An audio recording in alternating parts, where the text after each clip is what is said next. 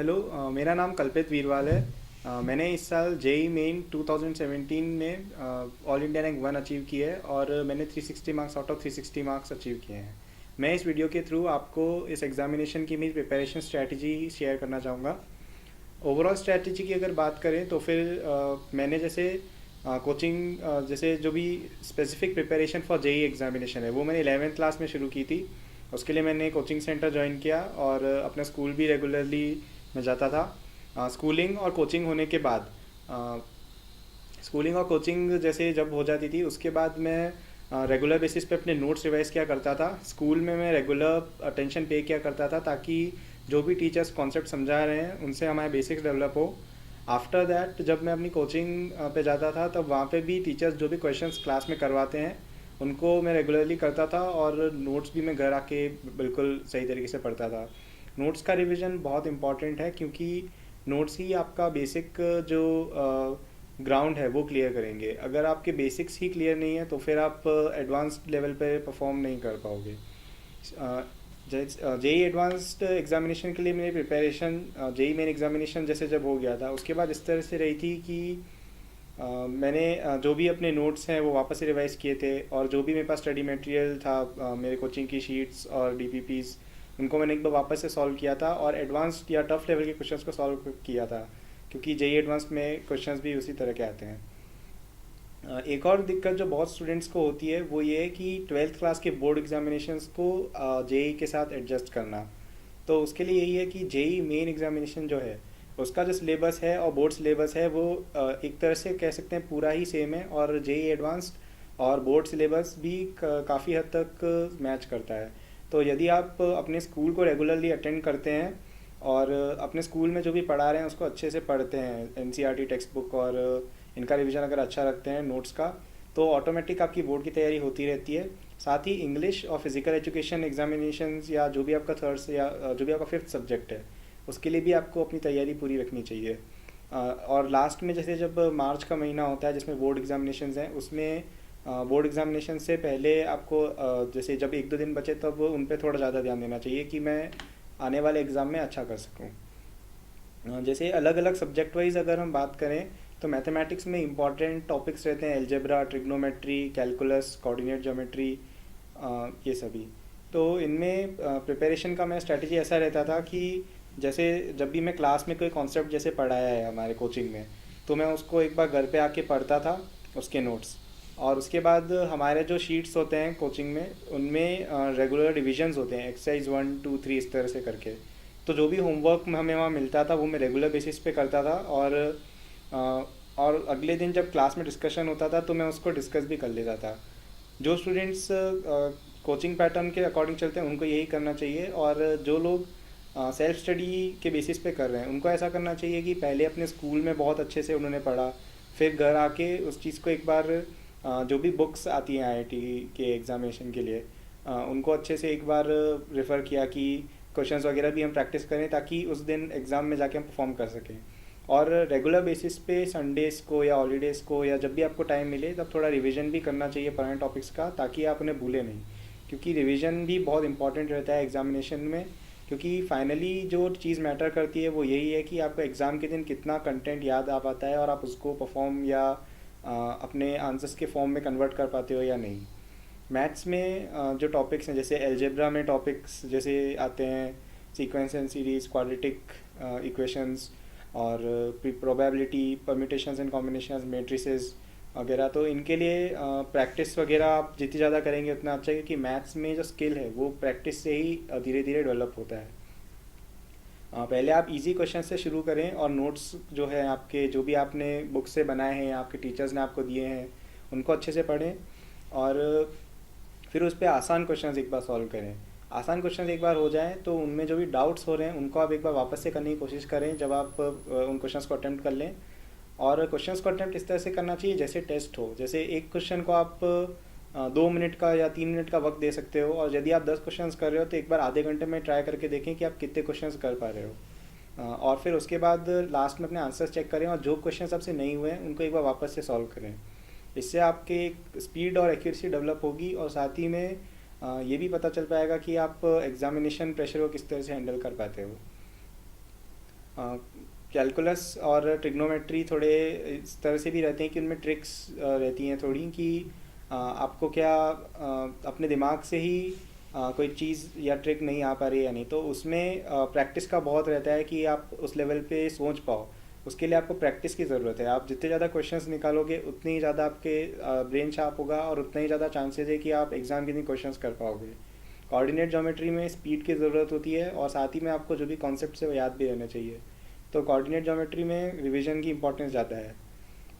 तो ओवरऑल अगर बात करें तो मैथमेटिक्स प्रैक्टिस और रिवीजन पे बेस्ड होता है। फिर जैसे फ़िज़िक्स की बात की जाए तो फ़िज़िक्स काफ़ी स्टूडेंट्स के लिए टफ़ रहता है, क्योंकि उसमें कॉन्सेप्ट्स जो इन्वॉल्व होते हैं उनमें आपको सोचने की क्षमता अपनी डेवलप करनी पड़ती है कि इस पर्टिकुलर सिचुएशन में मैं क्या ये चीज़ सोच पा रहा हूँ या नहीं। और उसमें जैसे जो डिफरेंट पोर्शन जैसे जनरल फिजिक्स आ गया, मैकेनिक्स, इलेक्ट्रोमैग्नेटिज्म, हीट और ऑप्टिक्स, मॉडर्न फिजिक्स, ये सभी जैसे टॉपिक्स रहते हैं। तो मैकेनिक्स की जैसे बात करें तो मैकेनिक्स में आपको अपने बेसिक कॉन्सेप्ट्स पहले क्लियर करने होंगे, जैसे न्यूटन्स लॉज ऑफ मोशन है, टॉर्क के जो क्वेश्चंस होते हैं, रोटेशन का कॉन्सेप्ट, एसएचएम, इन सब को आपको एक बार क्लियर करना होगा कि जो भी बेसिक कॉन्सेप्ट्स है वो मुझे आ रहे हैं या नहीं। फिर जैसे आपके सामने कोई प्रॉब्लम आती है, आप उसका फ्री बॉडी डायग्राम बनाएं और उसके बारे में आप सोचें कि जो भी सिचुएशन है उसको इमेजिन करके सोचें या डायग्राम बनाएं, और जो भी आपने कॉन्सेप्ट्स पढ़े हैं उसके बेसिस पे सोचें कि इसमें कौन सी इक्वेशन लग सकती है और कौन से वेरिएबल्स हैं। इन चीज़ों के बारे में विचार करने से काफ़ी हेल्प मिलती है मैकेनिक्स के क्वेश्चंस में। हीट जैसे रहता है तो उसमें मेनली 2-3 इक्वेशंस ही हैं, जैसे फर्स्ट लॉ ऑफ थर्मोडायनेमिक्स है, हीट कंडक्टिविटी या हीट कंडक्शन जिसे कहते हैं वो है, और इसके अलावा जैसे डिग्री ऑफ फ्रीडम का कॉन्सेप्ट है। तो इन सभी के लिए थर्मोडायनेमिक्स से जैसे क्वेश्चन भी बहुत ज़्यादा टफ नहीं रहते हैं, तो इसमें आपके बेसिक्स अगर क्लियर हैं तो आप बहुत अच्छा कर सकते हो। फिर इलेक्ट्रोमैग्नेटिज्म की बात की जाए तो इलेक्ट्रोमैग्नेटिज्म बहुत ही वास्ट टॉपिक है और काफ़ी ज़्यादा इसमें कॉन्सेप्ट्स इन्वॉल्व हैं। तो इसमें भी मेनली वही रहता है कि जो मेन इक्वेशंस हैं, जैसे कूलम्स लॉ है, फैराडेज लॉ, कैपेसिटर्स का कॉन्सेप्ट और करंट, इलेक्ट्रिसिटी, ओम्स लॉ, इन सब की बहुत इंपॉर्टेंस रहती है और इनको आप अच्छे से क्वेश्चंस इन पे बहुत सारे वैरायटी के सॉल्व करें। फिर जैसे मॉडर्न फिजिक्स की बात आती है तो मॉडर्न फिजिक्स में भी क्वेश्चंस काफ़ी ज़्यादा आते हैं और इनमें प्रीवियस सब्जेक्ट्स का भी नॉलेज चाहिए होता है। तो पहले आप ट्राई करें कि जो पुराने टॉपिक्स हैं उनको आप अच्छे से सॉल्व करें, और मॉडर्न फिजिक्स में थ्योरी पढ़ने का बहुत इंपॉर्टेंस रहता है।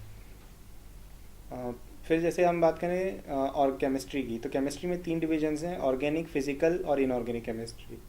फिजिकल केमिस्ट्री की जहाँ तक बात है तो वो फिज़िक्स की तरह ही होती है और उसमें जो प्रिपरेशन है वो एक तो थ्योरी आपको अच्छे से रीड करनी चाहिए और क्वेश्चंस बहुत सारे करने चाहिए।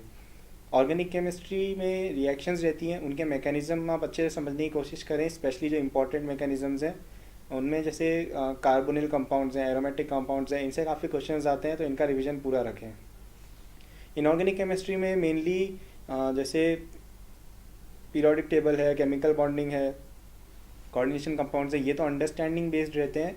इनमें जो भी कॉन्सेप्ट्स हैं उनको अच्छे से समझें, और उसके बाद जैसे जो याद करने वाले टॉपिक्स हैं जैसे S block, P block, D block और क्वालिटेटिव एनालिसिस और मेटलर्जी, इनमें आप जो भी रिएक्शंस हैं उनको याद करने का प्रोसीजर अपना अच्छा डेवलप करें कि रिएक्शंस हमें याद हो रही हैं या नहीं। उसके लिए आप ऐसा कर सकते हैं कि पहले रिएक्शन को या एक छोटा पार्ट पढ़ा, उसको फिर एक बार वापस से रिकॉल करने की कोशिश की, उसके बाद आपने एक बार वापस से उसको ऐसे छोटे छोटे पार्ट्स में बांट के आपने पूरा चैप्टर कवर किया, फिर वापस से उसको रिकॉल किया और उसके बाद आपने वापस से एक बार चैप्टर वापस से रीड किया। इससे आपको चैप्टर पूरी तरह से याद हो जाएगा। इम्पॉर्टेंट बुक्स की अगर बात की जाए तो मैथमेटिक्स में जैसे एस एल लोनी बुक है, उसमें जो रिलेवेंट पोर्शंस हैं उनको आप सॉल्व कर सकते हैं, और ये कोऑर्डिनेट ज्योमेट्री के लिए और ट्रिग्नोमेट्री के लिए अच्छी बुक है। इसके अलावा जैसे अगर जेई के लिए स्पेसिफिक बुक्स की बात की जाए तो अरिहंत की जैसे स्किल्स इन मैथमेटिक्स सीरीज़ बहुत अच्छी है और वो अपने आप में इनफ है। इसके अलावा जैसे ए दास गुप्ता की जो सब्जेक्टिव वाली बुक आती है वो भी बहुत अच्छी बुक है मैथमेटिक्स के लिए। फिज़िक्स में एच सी वर्मा एक बहुत अच्छी बुक है, उसको आपको सॉल्व करना चाहिए। साथ ही में अगर आप एच सी वर्मा सॉल्व कर पा रहे हो तो आप आई इरोडो बुक के लिए भी जा सकते हो। उसमें केवल कुछ टॉपिक्स ही इंपॉर्टेंट होते हैं, उनको आप सॉल्व कीजिएगा। और केमिस्ट्री में जैसे एक सोलोमॉन्स बुक बहुत इंपॉर्टेंट है, और एक जेडीली बुक जैसे इनऑर्गेनिक केमिस्ट्री के लिए आती है, और फिज़िकल केमिस्ट्री में ब्रूस मान बुक अच्छी है कॉन्सेप्ट डेवलप करने के लिए। उनमें कुछ पोर्शंस ऐसे भी हैं जो जेई के लिए काम के नहीं है, तो उनको आप स्किप कर सकते हैं टीचर्स से बात करने के बाद, और सिलेबस से आप चेक कर सकते हैं कि ये टॉपिक्स इंपॉर्टेंट नहीं है। साथ ही में एनसीईआरटी बुक पढ़ना बहुत ज़रूरी है, क्योंकि जेई मेन एग्जामिनेशन में और इवन एडवांस में भी बहुत सारे क्वेश्चन एनसीईआरटी से बेस्ड रहते हैं। तो एनसीईआरटी का रिवीजन भी रेगुलर रखना चाहिए, उससे बोर्ड एग्जामिनेशंस की भी प्रिपरेशन साइड बाय साइड हो जाती है। तो अगर ओवरऑल समराइज़ किया जाए तो आपको प्रिपरेशन में यही है कि अच्छे स्टडी आवर्स निकालने चाहिए, और रिवीजन अपना पूरा रखना चाहिए, क्योंकि लास्ट डे पर रिवीजन बहुत ज़्यादा मैटर करता है। स्पीड और एक्यूरेसी डेवलप करने के लिए रेगुलर बेसिस पर टेस्ट भी दें। कोई अच्छी टेस्ट सीरीज़ आप ज्वाइन कर सकते हैं, और जो स्टूडेंट सेल्फ स्टडी कर रहे हैं वो किसी कोचिंग सेंटर से जैसे डिस्टेंस लर्निंग प्रोग्राम भी ले सकते हैं, क्योंकि उसमें ऑब्जेक्टिव क्वेश्चंस काफ़ी ज़्यादा होते हैं और उससे आपकी प्रैक्टिस अच्छी होगी। टेस्ट देने का इंपॉर्टेंस भी बहुत रहता है। लास्ट में बोर्ड एग्जामिनेशंस और जेई को बैलेंस एकदम सही तरीके से करें, और उसमें प्रेशर किसी तरह का ना लें एग्जामिनेशंस का, और फाइनल डे पर उसे जस्ट नॉर्मली जाकर दें, कोई प्रेशर लिए बिना, क्योंकि कई स्टूडेंट्स का स्ट्रेस की वजह से भी एग्ज़ाम अच्छा नहीं हो पाता है। तो मेरी जेई मेन एग्जामिनेशन की प्रिपरेशन स्ट्रेटजी यही थी। मैंने जो फ्यूचर एस्पिरेंट्स हैं उनको गाइड करने के लिए एक फ़ेसबुक पे पेज भी शुरू किया है, जो जिसका नेम है कल्पित वीरवाल 22। आप उसको शेयर और लाइक कर सकते हैं, और उस पर मैं पोस्ट डालता हूँ कि किस तरह से सब्जेक्ट वाइज प्रिपरेशन करनी चाहिए और भी डिटेल में। और आप इस वीडियो को लाइक करें अगर आपको अच्छी लगे, और दिल्ली नॉलेज ट्रैक को सब्सक्राइब करना ना भूलें। Thank you.